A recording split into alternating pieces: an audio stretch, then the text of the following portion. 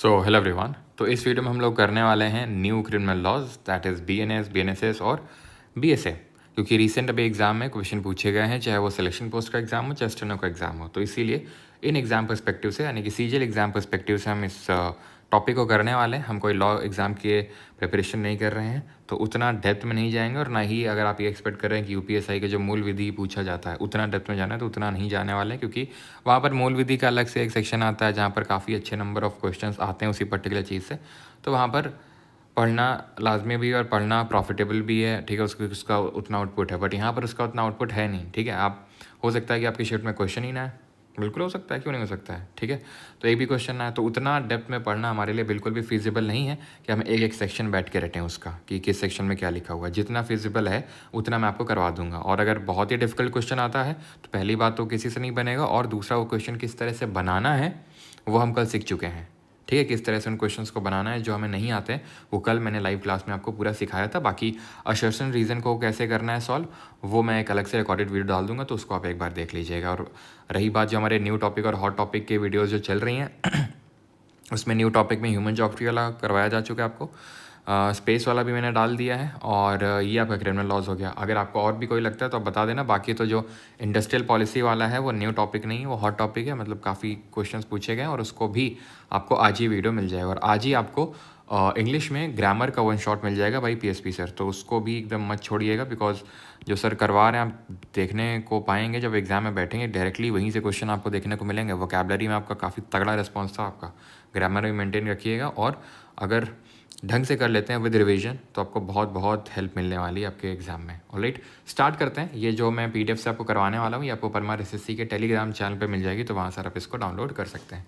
Now starting in दिसंबर 2023, और POCSO भी इसमें थोड़ा सा मैं आपको करवा दूंगा बिकॉज उससे भी क्वेश्चन आए थे स्टेनो में। ठीक है, दिसंबर 2023 में India witnessed the historic legal framework of 150 साल के बाद जो कॉलोनियल एरा क्रिमिनल लॉज हैं, आईपीसी, सीआरपीसी और Indian evidence act, they were replaced with 3 modern legislation. इनको 3 मॉडर्न लेजिस्लेशन से ये आपका जो भारतीय न्याय संहिता है बीएनएस, भारतीय नागरिक सुरक्षा संहिता बीएनएसएस, और बीएसए दैट इज़ भारतीय साक्ष्य अधिनियम, इनसे रिप्लेस किया गया।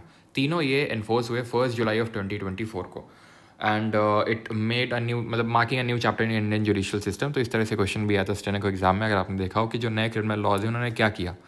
ठीक है, ट्रेड को बढ़ावा दिया, इस तरह से कुछ ऑप्शन थे, तो पता होना चाहिए कि भाई ये जस्टिस सिस्टम से रिलेटेड है। और एक चीज़ ध्यान रखिएगा, ये तीनों ही कॉलोनियल एरा के नहीं है। इंडियन पीनल कोड 1860 का है, थॉमस बैबिंगटन मैकुले के टाइम का। इंडियन एविडेंस एक्ट भी 1872 का है, तो ये कॉलोनियल एरा के मान सकते हैं। बट और 1872 में कौन था वॉइस रॉय, जरा रिकॉल करो। और code of criminal procedure code CrPC ये आया था आपका 1973 में, और एनफोर्स हुआ था, लागू हुआ था 1 अप्रैल 1974 को। तो ये कॉलोनियल एरा का नहीं है। ठीक है, 1872 में मेयो था, अगर आपको याद हो, उसी के टाइम पे पहली सेंसस हुई थी। Though it was not a complete synchronise census, but हाँ पहली सेंसस उसी के टाइम पे हुई थी। पहली कंप्लीट सिंक्रोनाइज सेंसस किसके टाइम पे हुई थी? रिपन के टाइम पे हुई थी। और किस ईयर हुई थी आप कमेंट में बताएंगे। स्टार्ट करते हैं विद द बीएनएस। बीएनएस ने आईपीसी ऑफ 1860 को रिप्लेस किया, जिसमें पहले 511 सेक्शंस थे, अभी इसमें कितने हो गए? 358, 358 सेक्शंस हो चुके हैं। इसमें नए क्राइम्स को या फिर नए ऑफेंसेस को इंक्लूड किया गया, जैसे कि फॉल्स प्रॉमिस टू मैरी, समझ रहे हो ना बेटा, किसी को झांसा देना कि भाई हम तुमसे शादी करेंगे। ठीक है, लड़की तो दे सकती है, लेकिन लड़के बेटा ध्यान रखना, ठीक है, कि तुम मत देना, तुम फंस जाओगे फिर। तो ये चीज़ ध्यान रखना। वैसे ये क्राइम है, आजकल के तो निब्बा निब्बी सब बातें बोलते रहते हैं जितना मुझे पता है, लेकिन खैर कोई नहीं, ये अब क्राइम है, ये ऑफेंस है कि फॉल्स प्रॉमिस आपने किया मैरी का। और मॉब लिंचिंग, भीड़ मिलके जो पीट देती है किसी को भी, है ना। अभी हमारे रिसेंट कानपुर में क्या है कि आजकल क्राइम जो है काफ़ी बड़े हुए, क्राइम मतलब चोरी वोरी काफ़ी बड़ी हुई, पता नहीं एकदम से सर्ज हुआ है। अब लोग बोल रहे हैं कि वो जो बाढ़ वगैरह जो फ्लड्स वगैरह आ रहे हैं तो लोग माइग्रेट कर रहे हैं, जिसकी वजह से वो एकदम जो चोरी वगैरह है वो, और ड्रोन से चोरी, ये सब काफ़ी बढ़ रहे हैं। तो हमारे यहाँ क्या होता है, क्या जो आजकल जो न्यूज़ में सुनने में आ रहा है कि कोई भी मिला ऐसा कि ये कौन है, ला लो मिल के इसको पीट दिया। That is called as mob lynching. Mob lynching इतना पीट दिया कि उसकी डेथ हो गई। Organise crime, terrorism, attempt suicide, community service as punishment, ये सब क्राइम है। ये भी क्राइम है क्या? ये क्राइम नहीं है, मतलब कम्युनिटी सर्विस को ऐड किया गया है as a form of punishment. जैसे थोड़ा मोड़ा तुम चोरी करोगे, मान लो किसी की साइकिल चुरा के भाग गए, ठीक है, तुमसे कम्युनिटी सर्विस करवा ली जाएगी कि भाई स्वच्छता अभियान में पार्टिसिपेट करो, इस तरह से। That is called as community service. Okay, तो इसको as a form of punishment include किया गया है। कुछ प्रोविजंस को डिलीट किया गया, जैसे सेक्शन 377 ऑफ आईपीसी, जो कि किससे डील करता था आपको पता होना चाहिए। It made homosexuality as a crime. Same sex adult के बीच में जो इंटरकोर्स है उसको इसने क्राइम घोषित कर रखा था, जो कि सुप्रीम कोर्ट ने नवतेज सिंह जौहर केस में इसको डीक्रिमिनलाइज कर दिया है पहले ही सेक्शन 377 को। तो इसको पूरी तरीके से डिलीट किया जा चुका है। Adultery, thugs and certain gender based laws को इनको डिलीट किया जा चुका है। Modifications include criminalising fake news को क्रिमिनलाइज करना, इसमें कुछ और मॉडिफिकेशन किए गए हैं। रिप्लेसिंग सेडिशन विद देशद्रोह, मैंडेटरी मिनिमम सेंटेंस दिया जाएगा। Graded fines for property damage and stricter punishment for negligent death के लिए स्ट्रिक्ट पनिशमेंट मिलेगा। नेग्लिजेंट डेथ वो होती है कि भाई जैसे आजकल आपने सुना हो कार रैश में, है ना, उड़ा दिया। जैसे एक ट्रैफिक पुलिस पर भी आपने कुछ अभी 10-12 दिन पहले की बात है, एक ट्रैफिक पुलिस वाले को I think Delhi Meerut highway में वो खड़ा था और उसको आया कार और उसको एकदम उड़ा दिया, ठीक है, तो वो उसकी डेथ हो गई। तो ये इस तरह की जो ये हरकतें होती हैं और बिल्कुल मिलनी भी चाहिए, जो ये रैश ड्राइविंग होती है इसके लिए स्ट्रिक्ट पनिशमेंट है, ठीक है। मतलब अब ऐसे नहीं लिखवाया जाएगा, ठीक है, 300 वर्ड के ऐसे नहीं लिखवाया जाएगा। अब जो है पूरा जो होता है ऐसे लिखवाया जाएगा, एक प्रेसी होगा और एक रिपोर्ट राइटिंग होगी और थोड़ा सा जो है कॉम्प्रिहेंशन वगैरह भी होगा उसमें, ठीक है। तो ये स्ट्रिक्ट पनिशमेंट हो सकता है, अब दें जजेस घूस लेके। की इशूज़ की अगर बात करें क्या है अभी भी, child responsibility age set at 7, ठीक है, ये इफ़ नॉट रॉन्ग सेक्शन 20 है, क्योंकि मतलब ये की इशूज़ हैं अभी भी। क्या है कि इशूज़ का मतलब अभी भी ये सॉल्व नहीं हुए बीएनएस के थ्रू। आईपीसी में जो था वही है कि चाइल्ड रिस्पॉन्सिबिलिटी एट 7 का मतलब ये है कि 7 से जो नीचे का है लीगल रिस्पॉन्सिबिलिटी है ही नहीं उसकी, चाहे कोई भी क्राइम कर दे, नॉट लीगली रिस्पॉन्सिबल।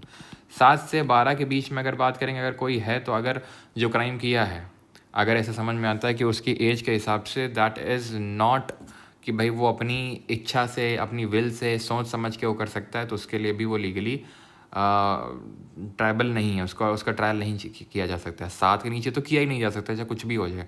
7 से 12 के बीच में उसको भी देखा जाएगा, बट छोड़ दिया जाएगा। मतलब देखा जाएगा कि अगर वो चीज़ ये अपनी सोच समझ से क्राइम कर सकता था या नहीं कर सकता था, ठीक है।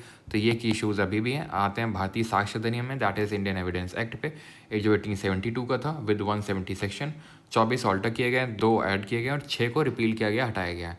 Old rules retained, only admissible evidence allowed, जो एडमिसिबल एविडेंस है वही अलाउ किए गए। Proven facts accepted and police confessions valid only if recorded by a magistrate. Police confessions को तभी वैलिड माना जाएगा जब मजिस्ट्रेट की तरह रिकॉर्ड किया जाएगा।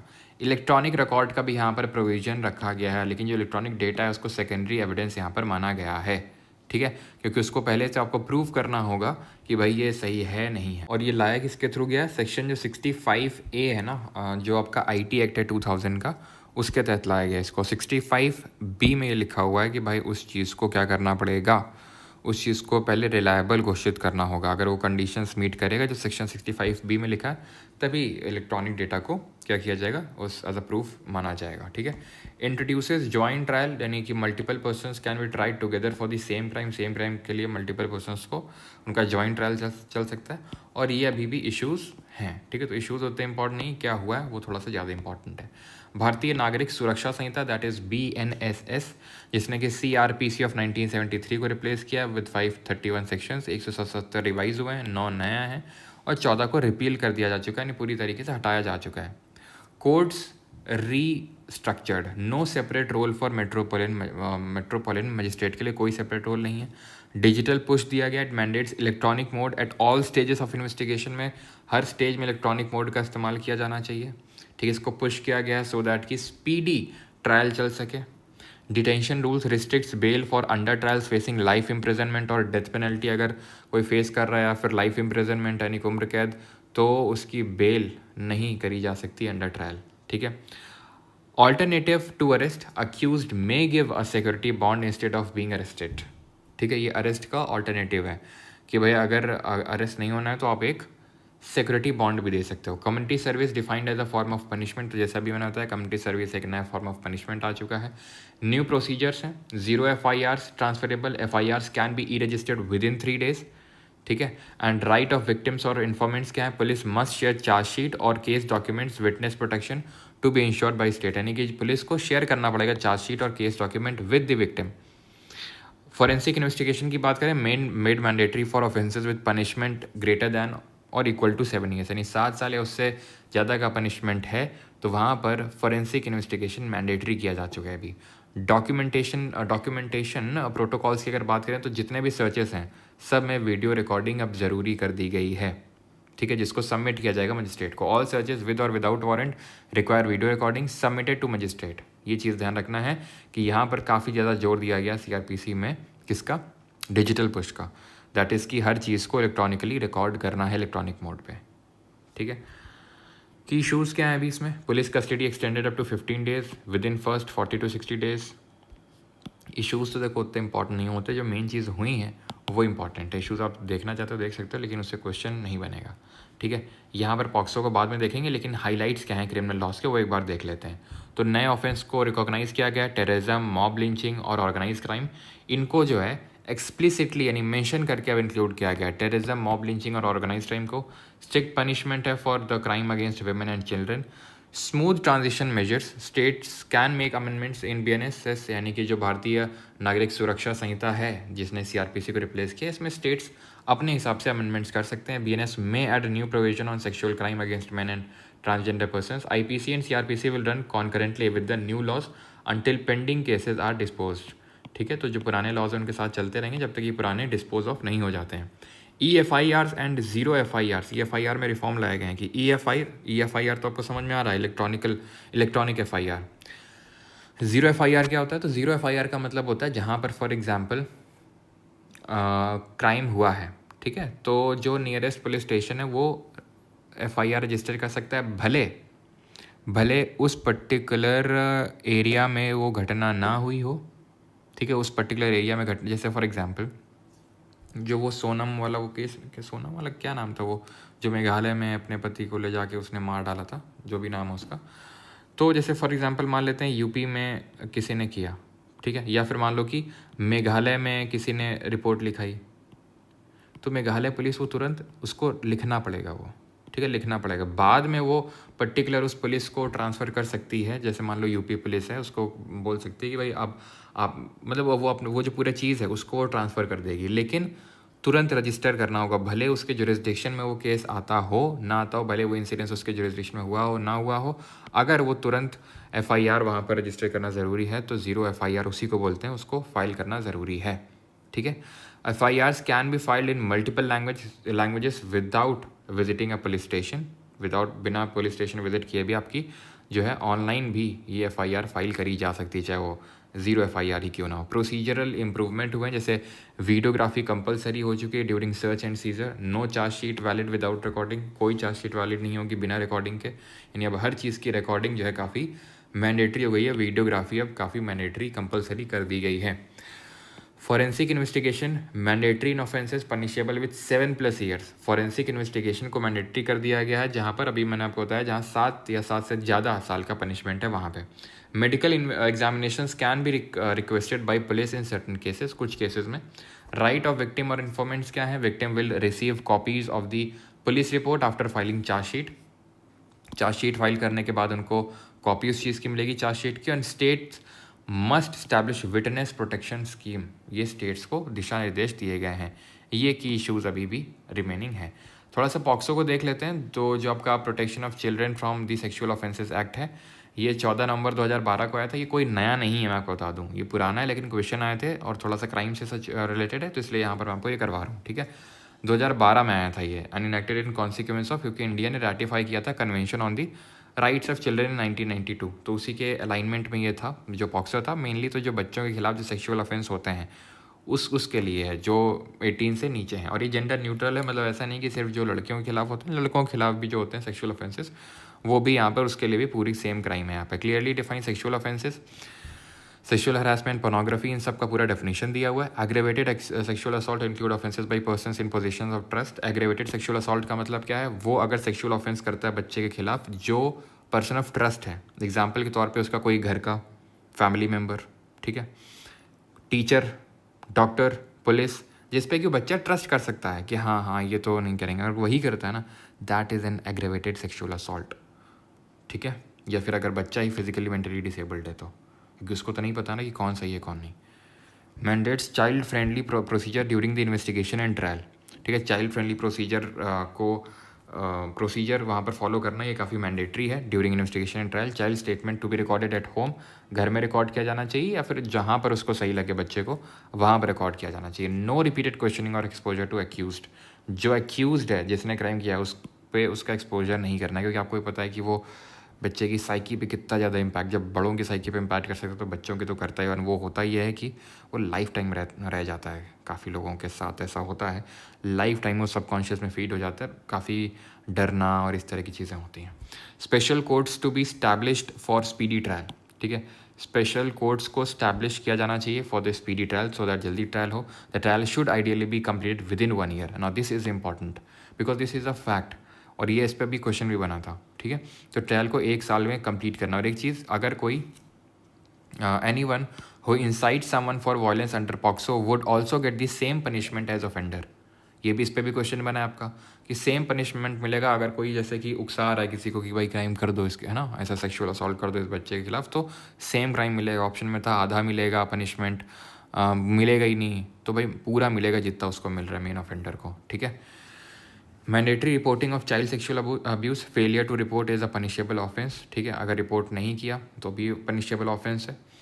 Prohibits disclosure of the child's identity during media and trial proceeding, बच्चे की आइडेंटिटी को मीडिया और ट्रायल प्रोसीडिंग्स में डिस्क्लोज नहीं किया जा सकता है। 2019 ने अमेंडमेंट लाया और उसने क्या किया, it introduce death penalty for aggravated penetrative sexual assault. Aggravated मैंने आपको बताया क्या है, ठीक है, पेनेट्रेटिव आई थिंक आप जानते होंगे, ठीक है। एग्रेवेटेड समझ में आया आपको कि भाई जो पर्सन ऑफ ट्रस्ट हैं अगर वो ऐसी हरकत करते हैं तो उनको डेथ पेनल्टी मिलेगी और मिलनी भी चाहिए, ठीक है। Child victims are entitled to right such as right to be heard, यानी बच्चों का वो है उनके पास कि राइट टू बी हर्ड, कि पूरी तरीके से उनको सुना जाएगा। Right to legal aid, medical assistance, compensation and rehabilitation. Right to privacy and safety at all stages of the legal process. The act has an overriding effect over other inconsistent laws, ठीक है, यानी कि अगर इसके साथ inconsistent है कोई law कि नहीं इस क्राइम के लिए तो यही सज़ा है, किसी ने अगर सेक्सुअल असॉल्ट किया तो उसके लिए यही सज़ा है, तो उसको वो मान्य नहीं होगा, पॉक्सो वाला मान्य होगा। It is an over riding, क्योंकि ये बहुत मतलब पॉक्सो बहुत भयंकर है। अगर आपने पॉक्सो के तहत अगर आपका ट्रायल चला ना तो फिर आपकी कैदे की सुताई होगी, होनी भी चाहिए, ठीक है। तो ये वही चीज़ है कि ये ऊपर रहेगा सब एक्ट के। अगर किसी चीज़ में किसी मान लो लिखा है कि भाई पर्सन ऑफ ट्रस्ट ने अगर कोई चीज़ करी है, ठीक है, 18+ के साथ, जो ऑफेंस वहाँ पे तो कम है लेकिन यहाँ पे तो ज़्यादा है, तो यही एप्लीकेबल होगा पॉक्सो वाला, ठीक है। तो ये चीज़ है हमारा, ये पूरा ख़त्म होता है। बाकी कुछ नोटेबल प्रोविजंस आप देख सकते हो यहाँ पे जो हमारे न्यू क्रिमिनल लॉज के हैं। कम्युनिटी सर्विस इंट्रोड्यूस्ड फॉर पेटी ऑफेंसेस, जो छोटे मोटे ऑफेंसेस होते हैं उनके लिए कम्युनिटी सर्विस को इंट्रोड्यूस किया गया है। Mob lynching punishable with death और लाइफ इम्प्रिजनमेंट तक का भी मिल सकता है इफ़ कमिटेड बाई 5 और मोर पर्सन। अगर 5 या 5 से ज़्यादा लोगों ने मॉब लिंचिंग किया है या तो डेथ या लाइफ इम्प्रिजनमेंट आपको मिलेगा, ठीक है। तो ऐसा नहीं करना है कि भीड़ का होता ना, भीड़ ने मिल के मार डाला, तो वो वाली सारी चीज़ें होती हैं। इसको बोलते हैं कानून को हाथ में लेना, ठीक है। तो summary trials for offences with punishment up to 3 years, ठीक है, aims to resolve 40% of cases faster. Summary trial क्या होता है? समरी ट्रायल उन केसेस में चलता है जहाँ बहुत ही माइनर्स ऑफेंस होता है, जहाँ पनिशमेंट सिर्फ 3 साल की है, सो दैट जल्दी जल्दी ट्रायल चला जा सके, वो पूरा फॉर्मल जो पेपर वर्क होता है सब कुछ जो कोर्ट में वो ना होके जल्दी जल्दी उसका ट्रायल चलाया जा सके। That is called as summary trial, ठीक है। Aims to resolve 40% of cases faster. First time offenders eligible for bail हैं, जो पहली बार ऑफेंडर पे कोई क्राइम किया है तो वो एलिजिबल है बेल के लिए after serving 1/3 of the sentence, यानी कि जो भी मान लो कि 9 साल की सज़ा मिली है तो 3 साल की सज़ा के बाद वो बेल के लिए एलिजिबल है। Trial in absentia followed for fugitives, जो भगोड़े होते हैं उनका भी ट्रायल चल सकता है, जब भले वो आ नहीं रहे बट फिर भी उनका ट्रायल चल सकता है उनकी एब्सेंस में भी। टेक्नोलॉजी को इंटीग्रेट किया गया ई साक्ष्य ऐप, जो होम मिनिस्ट्री ने डेवलप किया है to record and upload crime scene in evidence. तो जो क्राइम सीन एविडेंस है वो कहाँ अपलोड होंगे? यहाँ अपलोड होंगे ई साक्ष्य ऐप में। दिल्ली पुलिस का जो है ई प्रमाण app for digital evidence handling, तो डिजिटल एविडेंस जो होते हैं एविडेंस उनको हैंडल करने के लिए ये दिल्ली पुलिस का और मिनिस्ट्री ऑफ होम अफेयर्स का ये ऐप, जो क्राइम सीन का एविडेंस है वो यहाँ पर अपलोड होगा ई साक्ष्य ऐप में। थैंक यू, धन्यवाद। ये पीडीएफ आपको मिल जाएगी परमार एसएससी के टेलीग्राम चैनल पे, वहाँ से आप इसको डाउनलोड कर सकते हैं। 1-2 बार उसको देख लीजिएगा, ठीक है। क्वेश्चन बनना होगा बन जाएगा इसी से, और नहीं तो फिर बहुत ही वो एकदम घुसेगा सेक्शन में जितना हमें जाने की ज़रूरत नहीं है। और फिर वो क्वेश्चन कैसे बनाना है मैंने आपको कल बताया। अगर ऐसा नहीं कि ज़ोर ज़बरदस्ती की बनाना ही बनाना है, ठीक है, आपको लीव करना भी क्वेश्चन आना चाहिए, चीज़ को ध्यान रखिएगा। ऑलराइट, तो जितना डेटा जितना आपको नीडेड था एसएससी एग्ज़ाम के लिए, सीजीएल एग्ज़ाम के लिए, वो यहाँ पर अवेलेबल है। ऑलराइट, नेक्स्ट वीडियो होगा हमारा that would with respect to the industrial policy of economics. Okay, thank you.